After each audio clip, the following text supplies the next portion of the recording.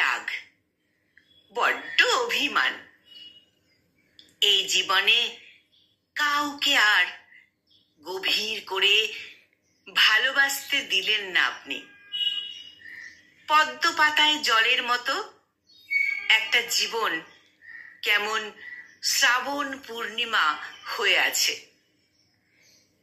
আমি সত্যি এক সাধারণ মেয়ে, সমাজ সংসার নিয়ে, ঘরে বাইরের কাজ নিয়ে, কর্তব্য আর দায়িত্ব নিয়ে কেটে যায় দিনমান।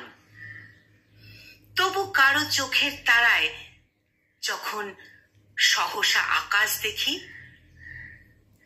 তখন তো আপনি গান গেয়ে জেগে ওঠেন। তুমি সন্ধ্যার মেঘমালা, তুমি আমার সাধের সাধনা।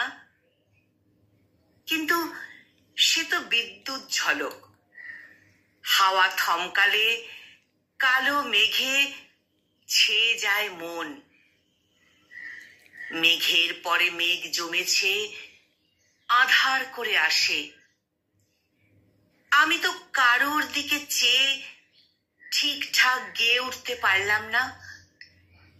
আমারও পরানো যাহা চায়, তুমি তাই, তুমি তাই গো। আমার আকাশে আপনার বাণী, বাতাসে আপনার সুর, মাটিতে আপনার অনুভব, জলে আপনার চলাচল। আমি কোথায় যাব? কোন দিক থেকে মুখ ফেরাবো ঠাকুর? আমি আপনার বৌঠান নই, ভাই ছুটি নই, আন্না নই, ওকাম্প নই, রানুও নই। অথচ কেন বারবার মনে হয় ওরা সবাই আমার মধ্যেই বাসা বেঁধে আপনাকে বয়ে নিয়ে চলেছে। কেন আপনার গানেই আপনাকে ডাকি বারবার আপন করে?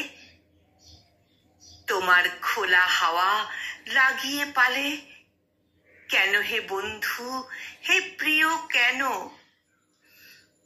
ঝড়ে নির্ঝরে, অন্তরে অন্তরে তোমারই তো অভিসারে এই শ্রীমতীর গোটা জীবন কেটে যাচ্ছে সখা। তোমাকে কি আর আপনির দূরত্বে রাখা যায় বলো?